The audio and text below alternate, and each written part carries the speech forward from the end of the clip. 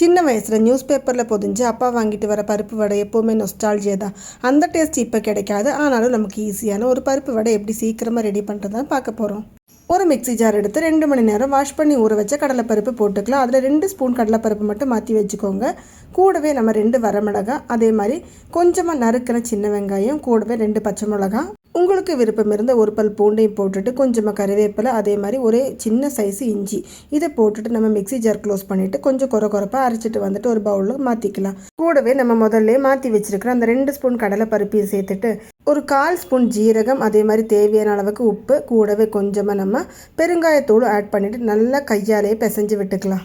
இந்த பிசைஞ்சு வச்சுருக்கிறத சின்ன சின்ன பால் மாதிரி பண்ணிவிட்டு நம்மளோட உள்ளம் கையில் வச்சுட்டு மெதுவாக ப்ரெஸ் பண்ணி கொடுக்கலாம். இப்படி ஒவ்வொரு வடை மிக்ஸி நம்ம ரெடி பண்ணி வச்சுக்கலாம்.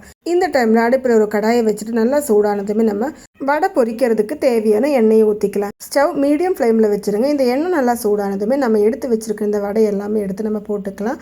பொரிக்கும் போது 2-3 வடை ஒட்டுக்கா போடுங்க. ரொம்ப ஜாஸ்தி போட்டதுன்னா உங்களுக்கு திருப்பி போடுறதுக்கும் கஷ்டமாக இருக்கும், அது உடஞ்சி போயிடும். அதனால் பார்த்து மெதுவாக பத்திரமா எல்லாத்தையுமே திருப்பி போட்டுட்டு நல்லா பொரிய வச்சுக்கலாம். அடுப்பை ஹை ஃப்ளேமில் வச்சு உங்களுக்கு அதெல்லாமே கரிஞ்சு போயிடும். அதனால் பார்த்து பத்திரமா நம்ம இதெல்லாமே பொரிச்சு எடுத்துக்கலாம். அப்போ இவ்வளோ தாங்க சூடான டேஸ்டியான வடை ரெடி ஆயிடுச்சு.